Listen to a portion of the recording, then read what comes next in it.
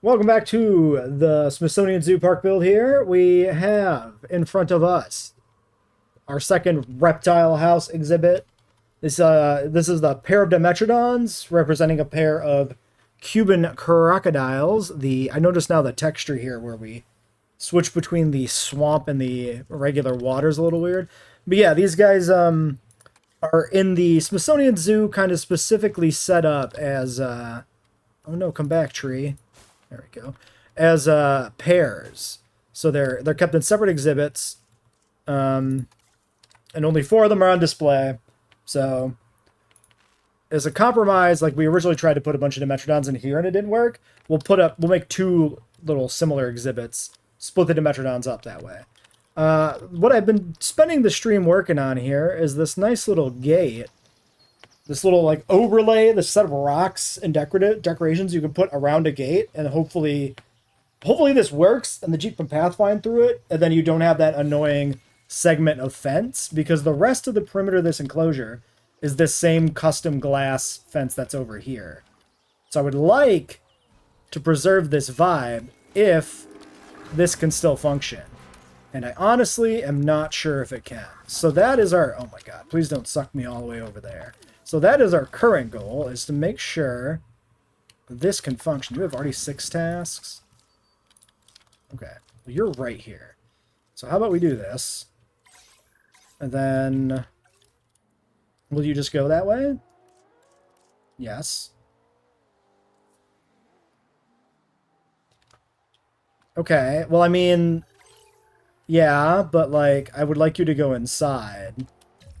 I want to know if you can actually pathfind through it. Well, let's see if we can manually drive through it. I mean, it seems like it should work. Oh, we can do this. Wait, yeah. We just leave him here. Can he get out? Is he able to navigate his way through? Okay. That's actually awesome. I really like this. So I will be throwing this up on the workshop. Probably like right now. Alright, here it is uploaded on the workshop for anybody to enjoy, the naturalistic gate overlay. So if you download this, it's the rocks and the plants that are surrounding the gate. The gate is like a separate object, right?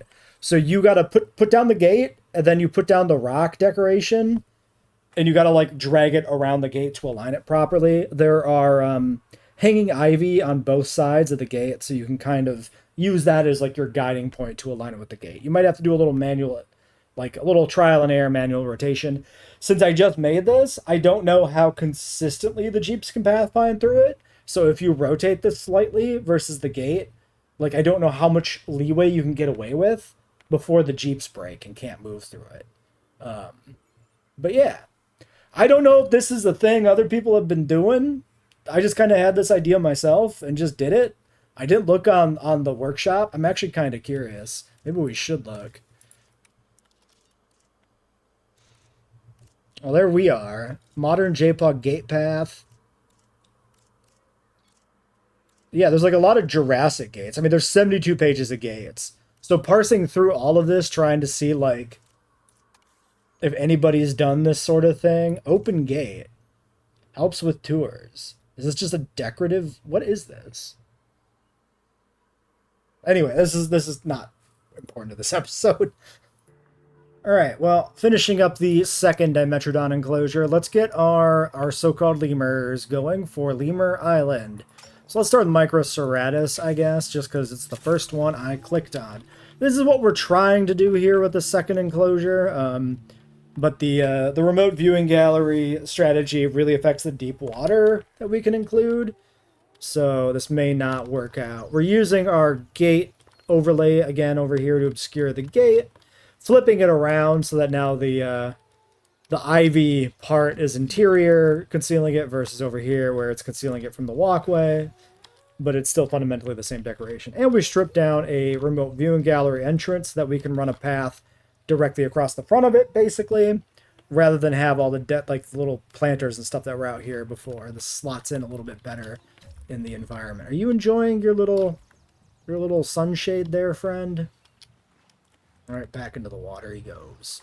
Okay, so I'm not super optimistic that Miguel and Rose can be happy here, but maybe. We'll see. And there's our expedition.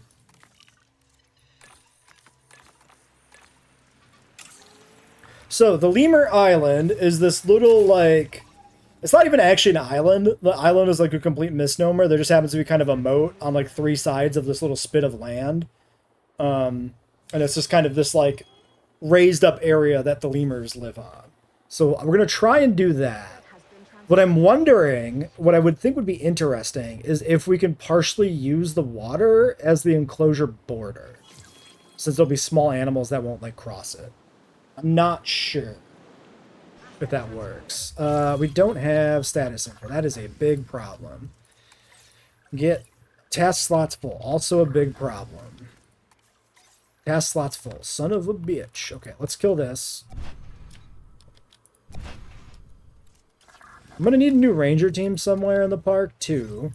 So I should probably just do that. The one we do have is probably a little too busy. Unassigned, do the thing. We can somewhat cheat if we look at these guys. These are arid. So we know we need arid in here. So what if we do the arid brushland? Arid grassland?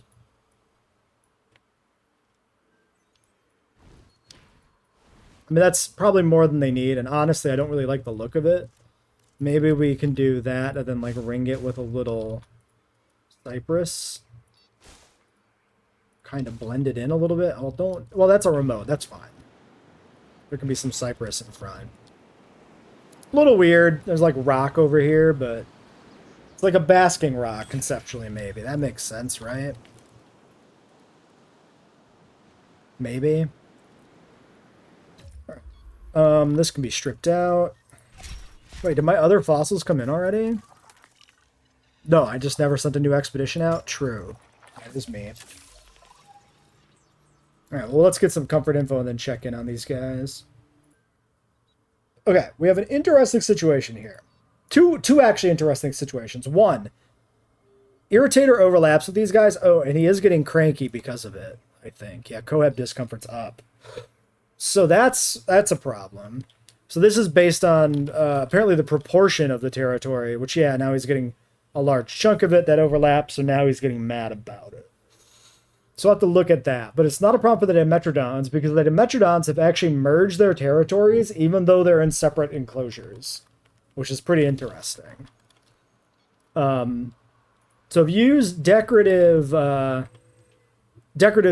fences like this, you can actually cheese your territory pretty heavily, not just by having area outside the fence count for the territory, but you can actually have animals with separate paddocks with the same animal in them and kind of leapfrog the territory across the park in a really interesting way. Like, we could actually section these guys off in a tiny itty-bitty enclosure that they're not happy in, relying mostly on the bigger enclosure to actually make them happy, which is, there's some strategic value in that, but it does feel very weird.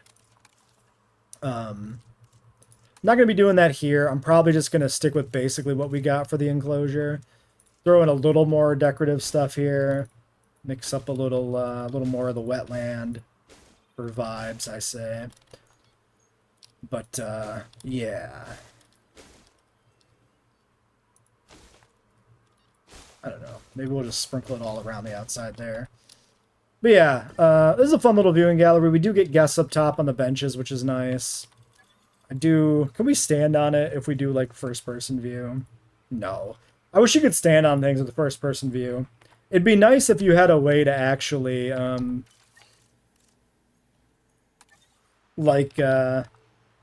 experience the park from the point of view of these kind of, like, decorative areas without having to just go capture mode on it, but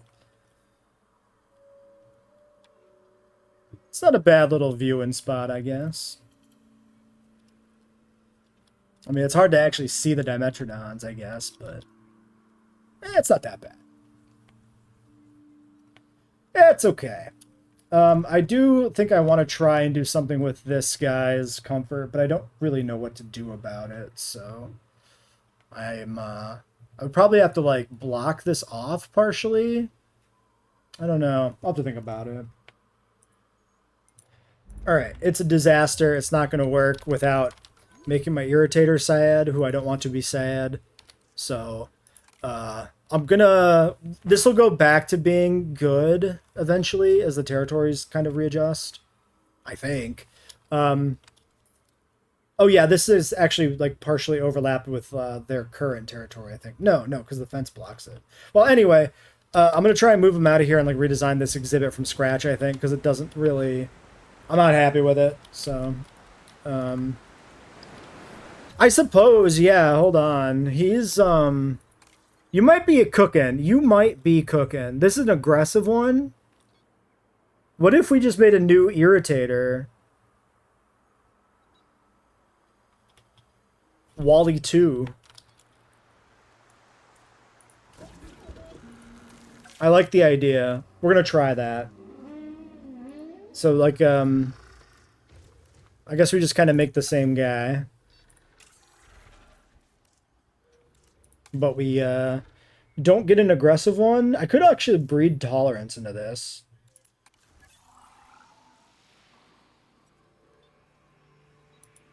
Science experiment. Is this actually gonna work? Like, does this actually fix the slight overlap? Well, that's what I'm wondering. Like, I also assumed this wouldn't fix anything, because they dislike the carnivores, but maybe it does, right? If we learn tolerant and make them tolerant. Wally's the American alligator.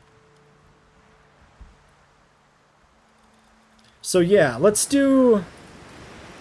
just sedate these two during the storm, I guess. And then we'll breed the new irritator and we'll move him in. Oh, excuse me, we have a problem. Shit. Hookworms. My cheetah's got worms.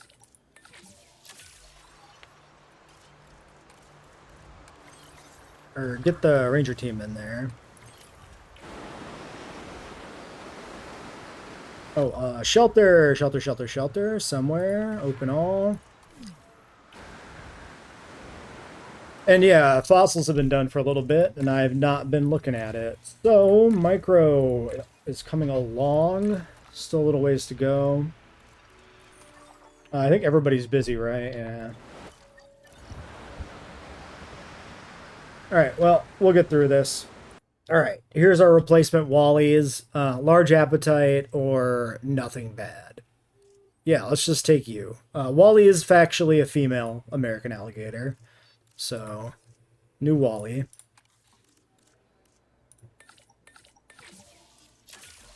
Then while that's happening, we can do another batch of fossils. We have an expedition coming in a second. Actually, yeah, let's let the expedition come in first.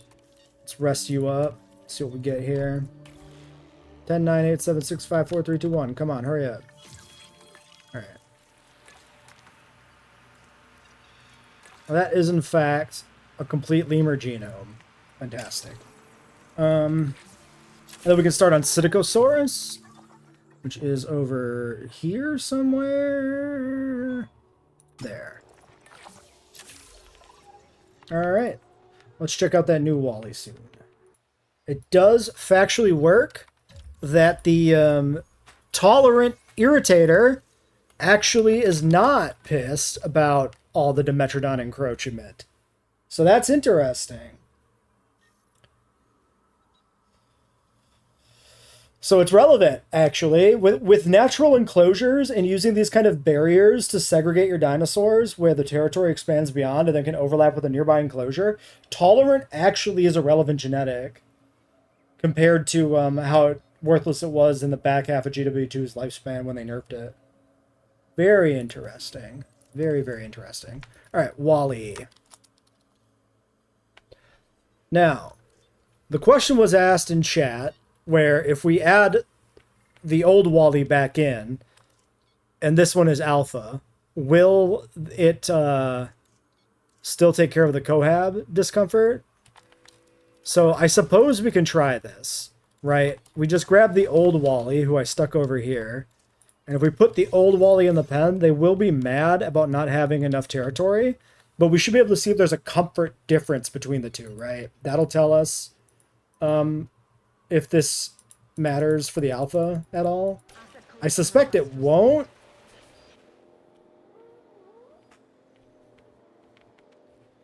But we might as well do some science. Excuse me, what has happened? Oh, well...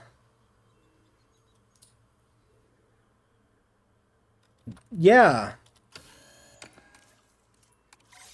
I should probably always keep a medical team assigned to an aviary, huh? I did notice these guys didn't have stat info. I should have probably investigated that sooner. Well, they'll take care of it. What are we doing here? Irritator. Okay.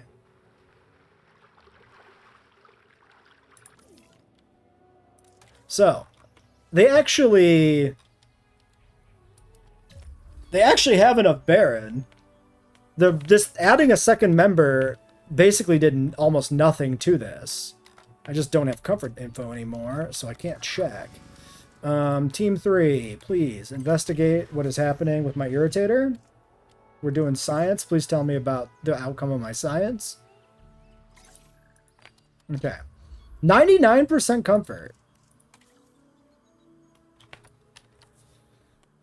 26 and 29. They have different... okay. So... huh. This is really weird. So the Wally original, Wally OG, is actually more comfortable than it was with the tolerant alpha, but it is still different from the alpha stats. That's weird. How does that work? There's like, does it work where like tolerant on the alpha adds a small proportion of the overall effect? And then there's a larger effect? Or maybe it's, wait, this is aggressive. Maybe tolerant is applying equally to both, and it's the aggressive dislike penalty that is making the difference here. That's probably what it is, right? Which would mean that aggressive is like 3% discomfort. Which doesn't even like make a difference. I don't even trust that these tooltips accurately describe these effects internally in the code. Like, I don't even necessarily trust that. 33% cohab limit. 3% is about 33% difference.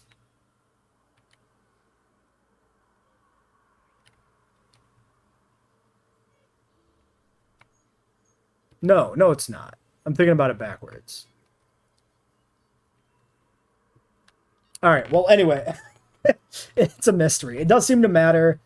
It doesn't make immediate sense to me why that is exactly. But you know what? A lot of mechanics in this game remain a mystery. Why does the thing work the way it does? Who knows? All right, so these are our first group of lemurs. These are black and white ruffled lemurs as the Microceratus. They are male only. We're doing the Quillian Mountain skin, but blank for the black and white vibe. None of the pattern colors really support just a black and white aesthetic. We could do like Yukon River with like purple. Problem is the black and white ruffled lemurs are really more black than they are white. So we really do need to use the Quillian Mountains base, I think. So while it's a little bland, we're going to go with it. There's only 2 of these in the park, so it's not like there's going to be a whole herd of bland lemurs running around. It'll just be a couple. And then while that is going on, we can get started here too on the Psittacos. And these will be our ringtails, and these have 4. So 4 ringtails, 2 black and white ruffled for 6 total lemurs on Lemur Island. Now, building Lemur Island is proving challenging. The spot where it should go is a little limited. I might need to expand it out. So the strategy we're taking here is a different one. We're kind of prototyping. We put in this like little enclosure ringed by water, and we're just going to see if, once the enclosure is populated, if it even works. Rather than build it and have it not work, which has proven up, troublesome in the past, like with the panda exhibit over here, having to like move this out and expand it after we built it was awful. And this exhibit still kind of has the scars of that decision, right? So if we make sure the exhibit works first, that's probably the much better approach. And then we can decorate it. It shouldn't be too hard to decorate. It really is essentially like this horseshoe of water. And then this kind of like raised island. And a little waterfall on the end. And the lemurs kind of just scatter around over here. In terms of like the aesthetics, basically we can't really recreate it correctly. The water mechanics of JWE3 really do limit what we can do in terms of compactness for this sort of enclosure, because it really should be a fairly narrow moat, essentially, and then immediately the island. So that when you're standing over here on the walkway and looking at it, you can actually see the lemurs. Whereas this thing is like a mile away from the path. I guess another thing I could do is kind of imagine the water in a sense, right? And try to do something that way, but there's no like good equivalent for like faking the water in this game, right? Plus, I kind of want to see if we can use the water as the border and have the guests not panic. So we're just going to try all that and see if it works. All right, 2 guys. Let's not take the skittish one, I guess. Male, 2 male lemurs. We got to send a couple people on a break, do some more fossils, and then we can check them out and see if they're going to be even happy before we even add the other ones.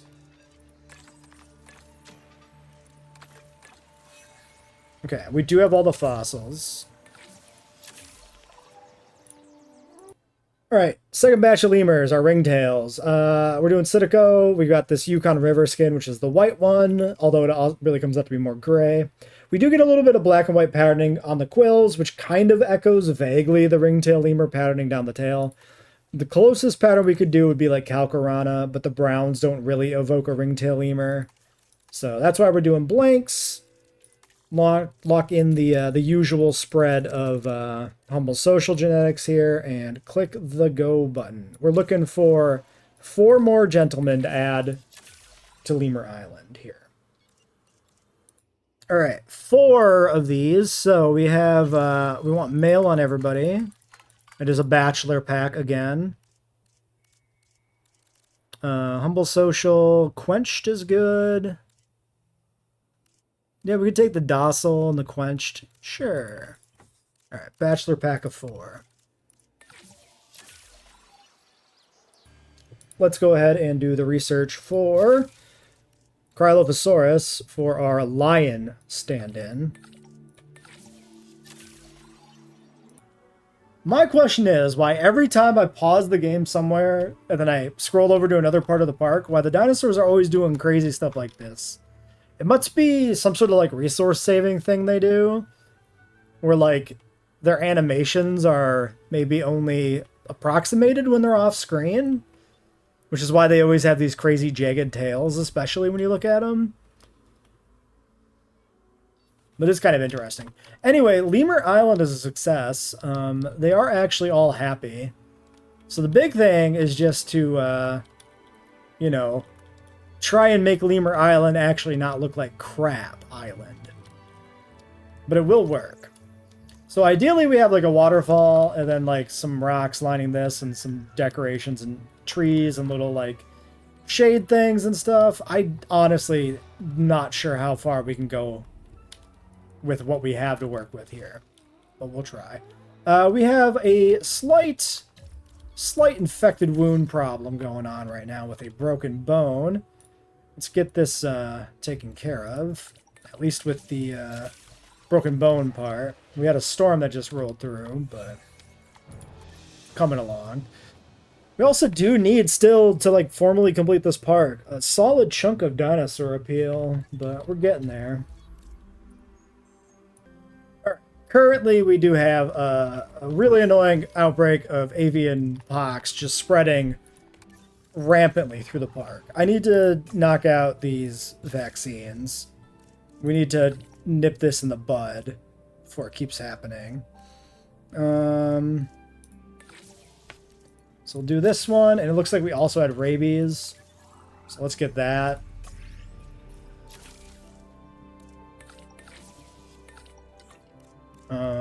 We'll do you.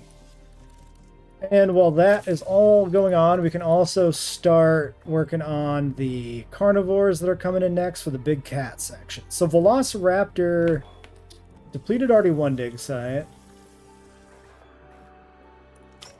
So let's go to this other dig site, get the rest of the raptor since we already started it. Now, Lemur Island is proving to be troublesome. This is currently the new Lemur Island prototype, which needs work. This should be broken up more with more of like a lumpy vibe. Like here, I can actually put this in the video because I have it ready to go. Boom. That's what Lemur Island actually looks like. So it's kind of this like blocky, like raised ridge of rock with like a waterfall coming down at the high point and then like trees and stuff going up the slope and back behind it. This ideally would be what we create. There's no way we can make this in this game. There's no way to make this kind of like water moat right next to a path like this with like this concrete around it. So we're probably just going to have to use like the mud texture to kind of simulate the water. It's not going to really live up to what I want it to be. But we can at least like maybe get the hill looking good and then call it well enough maybe. So that's the goal. Okay, I've been doing some fiddling around. This is what we managed to come up with. A bunch of duplicated little white rocks spread all over the front of this exhibit to make this, like, rock face. I could see that there's a tree root sticking through, which honestly I don't even hate necessarily, but let's move it. We got some of these decorative weeping willows we've added, and then, like, a regular base game tree. There's, like, this little stand of kind of three smaller, like, some sort of woody trunked plant with like a big starburst of leaves up top. Not exactly these tree ferns, but this is just kind of what I went for. And then there's a stump. There's a rope from the stump that connects up to something. So I just kind of, oops, I meant to just kind of connect it to this. I didn't quite get it correct.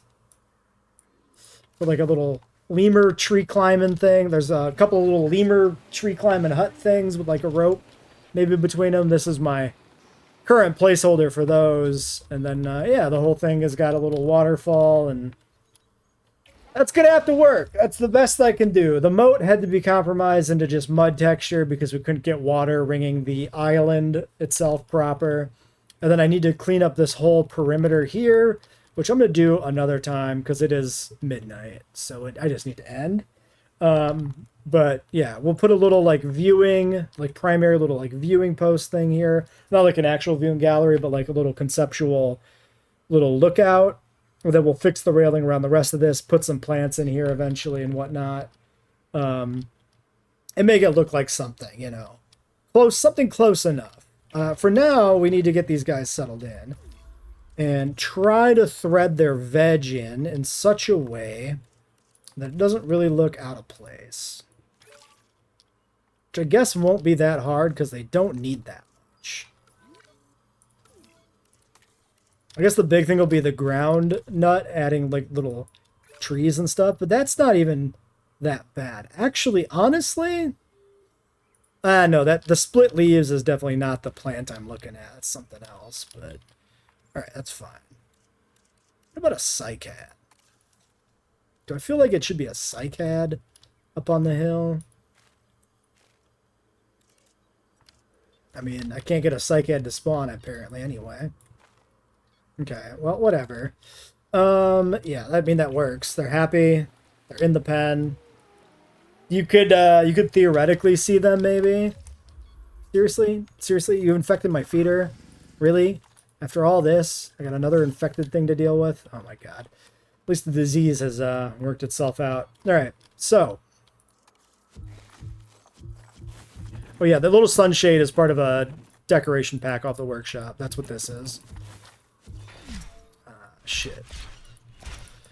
Apparently, my power grid doesn't stretch over here, so we got to rectify that situation with a nice little repeater. Which I'm just going to plop down here for now, I think. Until I know, like, where else I need power. Alright, I think we're going to have to wrap this up here. Because I can't keep going tonight. Good progress, you know. We got the Dimetrodons in, we got Lemur Island going. It looks like something, especially from, like, up above. This looks like a pretty good exhibit, as long as you, like, squint. You know, you don't look too close. You got a nice long-distance view. Could be something. It could be pretty cool. You know, if you're looking... You're thinking, man, that's cool. And as long as you don't go look at it, that's fantastic. So yeah, next time we're going to do big cats over here. And then we have, I guess that's, yeah, the big cat island has to get in there. And then we can thread in whatever other exhibits we kind of want to.